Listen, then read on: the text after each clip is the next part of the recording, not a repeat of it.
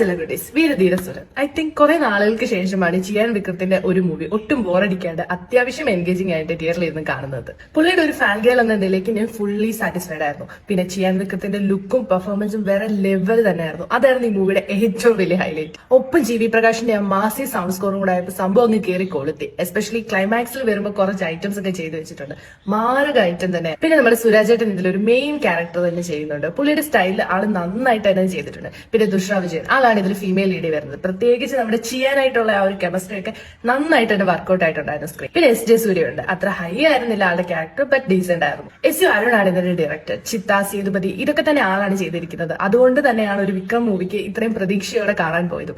And ആ പ്രതീക്ഷ ഒട്ടും തന്നെ തെറ്റിച്ചിട്ടില്ല. ഫുള്ളി സാറ്റിസ്ഫൈഡ് ആയിരുന്നു. ബട്ട് അത്ര must watch and highly recommended ആണെന്നും അവകാശപ്പെടുന്നില്ലെങ്കിലും ബട്ട് സ്റ്റാർട്ട് ടു എൻഡ് അത്യാവശ്യം നന്നായിട്ട് എൻഗേജ് ചെയ്തിരുന്ന് കാണാൻ പറ്റുന്ന മൂവിയാണ് വീരധീരസൂരൻ. സോ ഇത് എന്റെ മാത്രം അഭിപ്രായമാണ്. നിങ്ങൾ നിങ്ങളുടെ അഭിപ്രായം കണ്ടിട്ട് തീരുമാനിക്കാം. ബൈ.